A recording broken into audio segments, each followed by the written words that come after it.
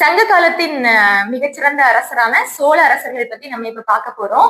சோழர்களின் பகுதி எங்க இருந்துச்சுன்னா, நம்ம திருப்பதி மலைகள் இருக்குல்ல, வடவேங்கடம் இருக்குல்ல, அங்க வரைக்கும் சோழர்களின் பகுதி விரைந்திருந்தது. அவங்களுடைய மைய பகுதியாக, ஆட்சியின் மைய பகுதியாக காவிரியின் கழிமுக பகுதி இருந்தது. இதைத்தான் நம்ம சோழ மண்டலம் அப்படின்னு சொல்லுவோம். கொங்கு மண்டலம் எப்படி சேரர்களுக்கு உரியதோ அதே மாதிரி தஞ்சையில் இருக்கக்கூடிய அந்த சோழ மண்டலம் வந்து சோழர்களுக்கு உரியது. இங்க இருந்த சிறந்த அரசர் யார் அப்படின்னா நம்ம எல்லாருக்குமே தெரியும். கரிகால் பெருவளத்தான் எனப்படும் கரிகால் சோழன். இவர் வந்து இளஞ்சே சென்னி, இவருடைய மகன் தான் கரிகால் சோழன். அப்படி என்ன இவர் செஞ்சுட்டாரு அப்படின்னா, இவருக்கு வந்து வீரமும் விவேகமும் சிறந்து இருந்துச்சு. வீரத்தினால என்ன பண்ணாருன்னா, தன்னை எதிர்த்த சேர அரசர்கள், பாண்டிய அரசர்கள், அவங்க கூடவே 11 வேளிர் அரசர்கள் இருக்காங்கல்ல, இவங்களை தஞ்சாவூரின் வெண்ணி எனப்படக்கூடிய இடத்துல வச்சு தோக்கடிச்சாங்க. அடுத்து விவேகமா என்ன பண்ணாங்கன்னா, காவிரிக்கு நடுவே கல்லணை கட்டுறாங்க. தரிசு நிலங்களை விளைநிலங்கள் ஆக்குறாங்க.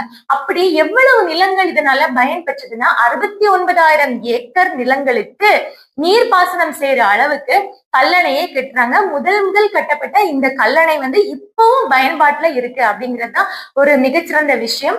அடுத்தது இன்னும் நமக்கு சோழ அரசர்கள்ல சிறந்த அரசர்கள் இருக்காங்க. அவங்க யாருன்னா இளஞ்சே சென்னி நம்ம பார்த்துட்டோம், கரிகால் பெருவளத்தான் பார்த்துட்டோம். அதுக்கப்புறம் கிள்ளி வளவன், பெருநல் கிள்ளி, கோச்செங்கண்ணான், இவர்கள் எல்லாமே சிறந்த சோழ அரசர்களா இருந்திருக்காங்க. இந்த சோழர்களின் காலத்துல உள்ள இலக்கியம், முக்கியமான இலக்கியம் எதுனா பட்டினப்பாலை. என்ன கரிகால் பெருவளத்தான் வந்து இந்த கல்லணை கட்டினதுனால விளைநிலங்கள்ல நல்ல விளைச்சல் இருந்துச்சா? இப்ப விளைச்சல் இருந்ததுனால வாணிகம் பெருகிச்சு. எங்க வாணிகம் நடந்துச்சு அப்படின்னா புகார் நகரத்துல உள்நாட்டு வணிகமும் வெளிநாட்டு வணிகமும் சிறந்து இருந்துச்சு. இதை பத்தி சொல்லக்கூடிய நூல் தான் பட்டினப்பாலை. சேரர்களை பத்தி சொல்லக்கூடிய நூல் பதிற்று.